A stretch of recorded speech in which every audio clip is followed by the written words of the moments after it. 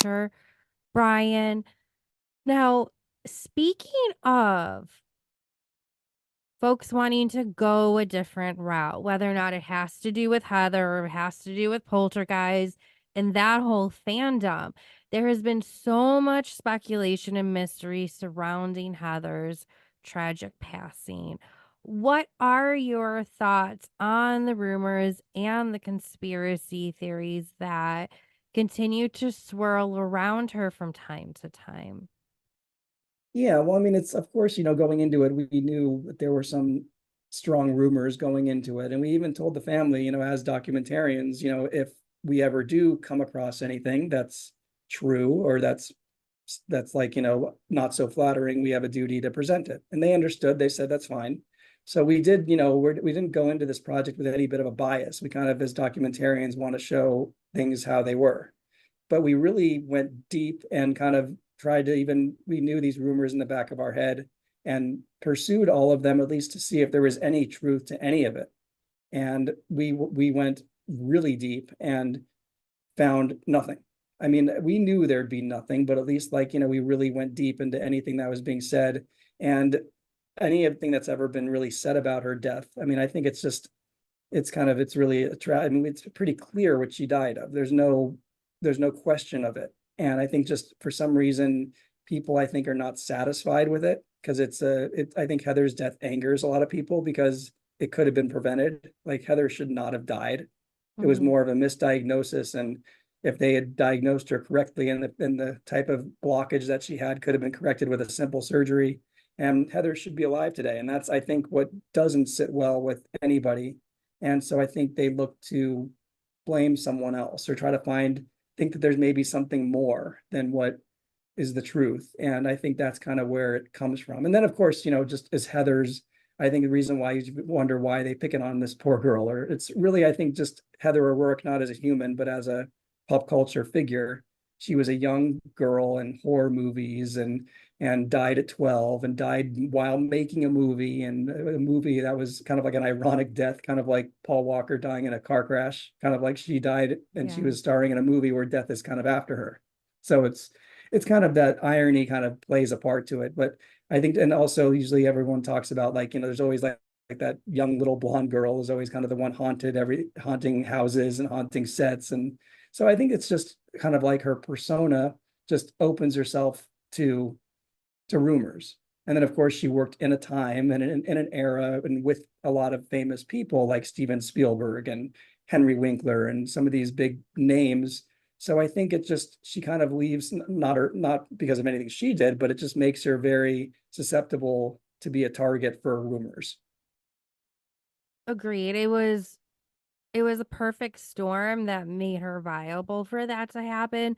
Unfortunately, people just took it way too far because, as we know, some of those speculations or blinds had to do with how did she really pass away, and because of those within the studio system, allegedly, which we all know not to be true. Because, as we discussed separately, Brian, if that was the case in the family's lawsuit and fight with the hospital, they would have brought that up, but they didn't Of do course. I that. mean, the other side would have jumped on that so fast. I mean, if they would have said, and the thing is that was so great in general about kind of, being that they kept all the stuff from the lawsuit, is we had medical records, we had medical examinations that were done on Heather a year before she passed away. I mean, any of these alleged things that happened would have showed up in all of these reports. And if the hospital was able to see or get even an inkling of some other possibility of any type of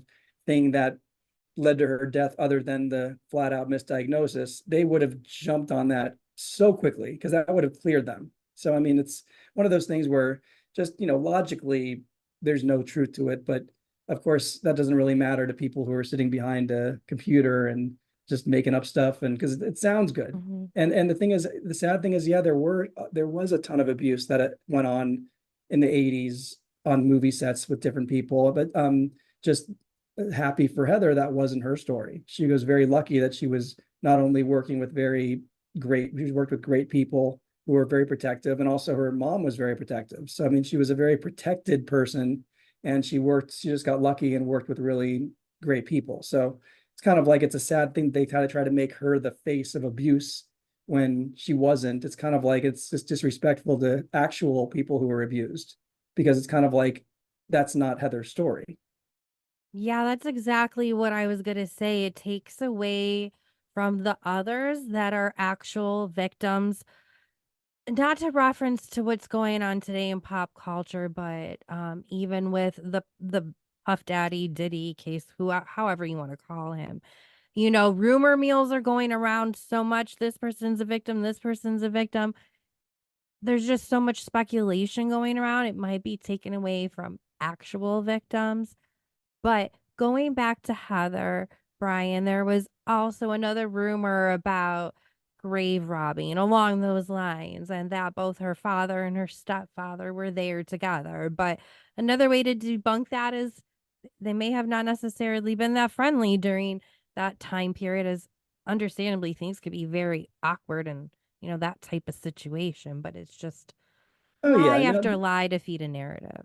yeah, of course. I mean, a lot of them you'll read and you'll just kind of roll your eyes because they just sound so false. But it's like, one of those things where, I mean, yeah, there was that little blind item that went on there about Hmm. something after she had passed away at the cemetery and desecrating her grave. I mean, it's disgusting for anyone to make it up. But I mean, it's like just kind of it's comical to me when I have so much knowledge, like personal knowledge about the family and how the situation was like. And just when you're reading some of these blind items, at least like, I'm able to read it and be like, I know this is false. Like this is false because of this. Like there's no way this is true. So it's kind of like, but then the question is, I mean, do you even bother even responding to it? Because it's kind of like, how much light do you want to give it? I mean, it's that's kind of the biggest, probably, I would say one of the biggest decisions and discussions that we had while making this documentary was how much light do you give some of these rumors? Because once we've done our due diligence and we've completely debunked it, it's kind of like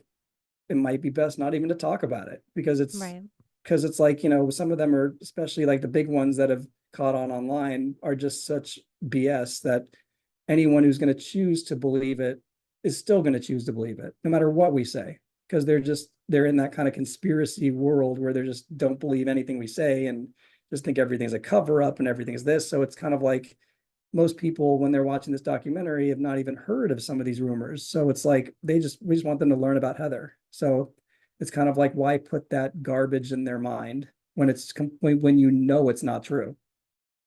Yeah, that's a very good point, and I've been experiencing something similar this week also in regards to the Puff Daddy case and also tying it to Epstein, and they're trying to say that a former housewife is involved who actually sued Auntie Lawyer about it.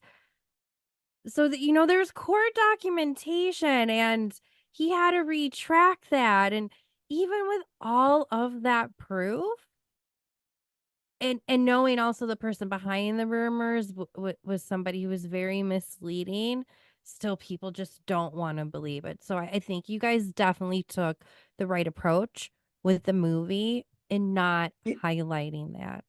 Yeah, we do mention it, touch upon it near the end, but we don't give it an incredible amount of light because it's kind of like there's no reason to be on the defensive. Like, it's kind of like just because someone makes something up, of course, there's that part of me that wants to stand up on the top of a mountaintop and be like, this isn't true. Like, this is Mhm. so false. But at the same time, it's kind of like sometimes it's best to not really respond or to kind of present, like, here's the real story of Heather. And so you will know it's not true because you are seeing the real story and you're knowing that this is just, there's no way this could be true. So it kind of makes it this weird spot. And even like you're saying with, the hard thing about the internet is that even when someone retracts something, it doesn't matter. It's kind of like you put it out there and it goes out there everywhere. And then like a week later, oh, there's a retraction. This is false. No one sees that retraction. It's already Yeah. been republished and talked about. And like, people are not going to see the republication or the retraction. So it's kind of it makes it why it's, again, it becomes kind of tattooed, it's kind of like throughout the years with Heather, of course, the tabloids always would have a lot of stuff to talk about Heather, but that would just like about the poltergeist curse or whatever salacious kind of thing they want to make up or kind of put together that kind of will sell newspapers. But then the thing is, it'll be gone off the shelf in about a week and no one remembers it. And then Right. the internet comes on and then all of a sudden it gets tattooed on there. And so it's just there to stay. And yeah, so it's a lot harder for families and people when it comes to rumors and such, because they don't go away. It's just there, forever, versus like, at a newsstand for a week and then in the garbage. Yeah, it spreads like wildfire. I was listening to our friend's Cassandra's podcast today, and she had Aaron's Carter's fiance or mother to his child when he passed away on, because there's all of this speculation going around with his passing and if it had to do with Puff Daddy again. Sorry, it keeps on coming back to Puff Daddy. But she was also explaining how hurtful it is to see all these elaborate speculations and rumors that are going on about him, which are clearly false. I just think sometimes people don't think about, oh, it may bring me excitement and dopamine in the moment, wondering if this is true or not. But think about the person that it's written about. Think about their family members that it may affect. I just don't think enough people think about that. Yeah, well, of course, like, when they sit there, and that's what happens, like when they try to play like armchair detective, like when and it probably comes from a good place. They're probably thinking that they've linked a couple things. So when something big comes out, like a P. Diddy story where there was all this stuff going on, and then you can pull people from like Nick Carter, or sorry, not Aaron Carter, where it's like, he passed away, he's gone, he's can't defend himself, and now you can sit here and try to link him to that, and all of a sudden he gets like, you bring it up and you put it in people's minds, you put it out there. That's the whole thing with Heather. I mean, Heather's been gone Mhm. for 35, 36 years, and then if something comes out about something completely unrelated, all of a sudden people try to link her to it, like, oh, Right. maybe, because they want to sit there and think, who else maybe was a victim of this? Oh, maybe Heather was, because Heather died in 1988 and she was starring in movies around these people, maybe, and this could possibly have happened. So, and then all of a sudden, according to them in their brain, it did happen. And it's kind of like, people start running with it, and then you have people online who kind of believe it also, like agree to them and say, oh, that does sound like a good that could have happened. That's maybe what happened, and Hollywood cover it up and conspiracies, and that's kind of what happens. And then all of a sudden Heather's name gets brought up again. And the thing is, people think they're just talking about it, but then it gets back to the family. And just, Right. imagine, like, you lose your daughter, you lose your sister, you lose, your niece.